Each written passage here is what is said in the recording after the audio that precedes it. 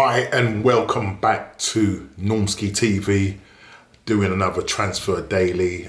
Didn't do one yesterday, and talking about yesterday, our unfortunate England were going out on penalties to Italy. Saka, keep your head up, mate. Sancho, keep your head up, mate. Rashford, keep your head up, mate. Listen, the stuff that's been coming out on social media, the abusive texts and posts that have been coming out all day, just been following it on social media, absolutely disgusted with these people who hide behind their false accounts, these Twitter accounts, and be sending out this vile abuse. You call yourself England fans, you're having a laugh. You're having a major laugh. And listen, Saka, all I can say to you, mate, as I said, you're Arsenal man, and I know that the Arsenal Football Club are behind you. You know, we're going to help support you get through this. It's not going to be easy. I just hope that, you know, your family are going to be around you. I know they will be around you, supporting you. It's just not called for seeing this abuse. You know, listen, yeah, you're talking about this people, those people out there, those minorities out there that are having a go because of our colour of our skin, yeah, and it's these guys that pulled England to this point. And you know, this is something that I really want to address as well, not now, but I will be hoping to address it on a podcast, the What's Going On podcast, so look out for that soon. We'll be addressing that. This thing ain't going away. It's never gone away. And what are the authorities doing about it? The people that sit in high office condoning, booing, taking a knee, not good enough. If you can see what's going on at top level, what do you expect is going to happen at grassroots levels? And it's just absolutely disgusting, the stuff that I'm seeing on social media. But listen, we're going to keep going. We're going to keep going until this thing is eradicated from football. How long it will take, I don't know, but we've got to eradicate this racism from football. Just going to quickly touch on Arsenal. They're away at the moment in Scotland on pre-season tour. Tomorrow, I think they're going to be playing Hibs. So, you know, that will probably, I don't know if it will be shown on Arsenal TV or what. So look out for that. Number of players have gone up there. Bellerin, of course, he's travelled.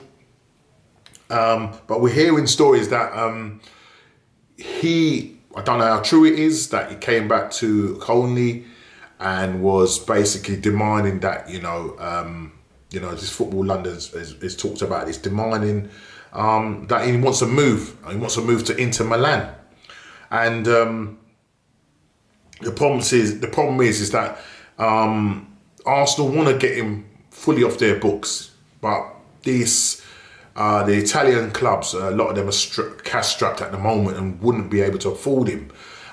So there's a possibility that if he does go, it probably would be a loan deal with the option, not maybe obligation, it might be the option to buy. You know, he's been with the club nearly 10, 11 years. And I just think it's time that he moves on.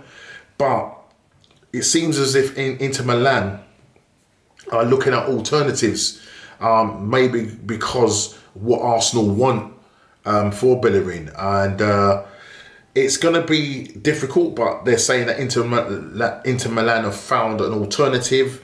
And the guy's name is Atlanta's Hans Attabor, and he's under consideration. So they may put a spanner in the works with regards to Bellerin going to Inter Milan. I'm hoping that is not the case. We do need to get Bellerin off our books, the wages. And I just think he's just, you know, his time is up now with Arsenal, and just need to move on. We need to freshen things up. We want to get in and right back. And, you know, there's a lot of players that need to be shifted. Granit Xhaka, situation with him, with Roma. Arsenal not budging on the fee. They want £17 million. And Roma don't want to meet that fee, and now this could go on for a while. He's agreed personal terms with them, but the problem is that at the moment they're at a deadlock at the moment, and it's really about both teams or clubs coming together and trying to come to an agreeable fee. So the situation at the moment is that fees, agreements, personal agreements have all been, not fees, sorry, personal agreements have all been done. But it's just a matter of the two clubs coming to an agreement on the fee, and it seems that they're somewhat way off of the actual fee that Arsenal want, which is £17 million. So, this needs to happen. It's another player that we need to get off our books, and it just needs to happen. Just quickly, want to talk about another player that Arsenal are interested in, and according to Foot Mercato, Arsenal have looked into a move to sign Paris Saint-Germain's defender Thilo Kehrer this summer. Now, the reason maybe possibly behind that is because Ramos has now moved there on a free, and there's a possibility that Pochettino may fancy him over Kehrer, who's a 24-year-old player. He wants to stay in Paris, but is he going to get the game time? There's a possibility that Arsenal may or try and take him on loan.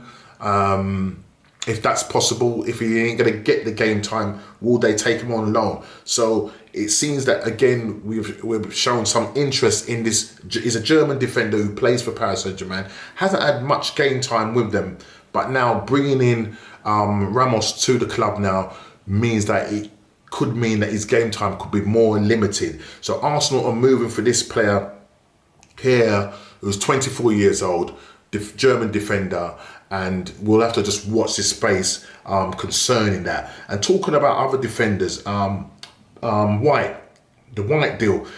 At the moment, they're saying that Arsenal's still some way off. We heard that we've put in a third bid, and all the talk of the move is imminent and it's much closer. It seems as if the deal or the fee, they have not even agreed that they're not even considered the fee at the moment.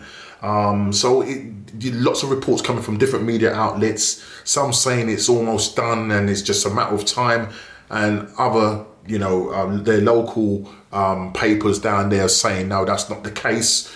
And that they have not agreed. They want to keep White, but Arsenal are going to push hard on this. They can't go all this summer. Very much in the headlines, very prominent. It's been quite public to now find out that we can't get our player. We've been chasing this player, and now we can't get Ben White. 50 million. That's what they're looking at, with probably add-ons that will probably take it to about 55 million. So still don't know exactly what Arsenal have bid, but it just seems to be, this thing just seems to be going on and going on.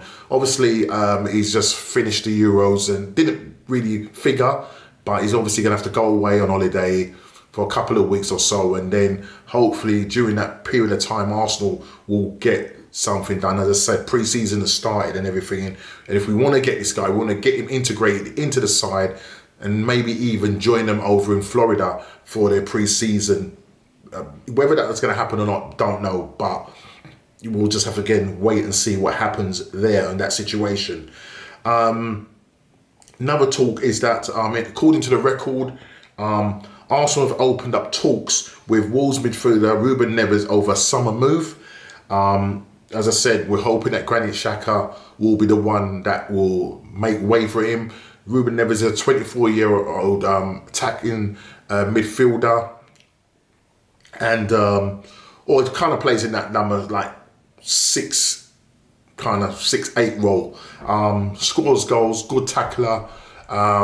Wolves are looking at around about £35 million for him, and Arsenal seem to have actually gone in talks with their representatives to try and see if there's a way that they can push through this deal with Wolves. So we're in talks according to the record.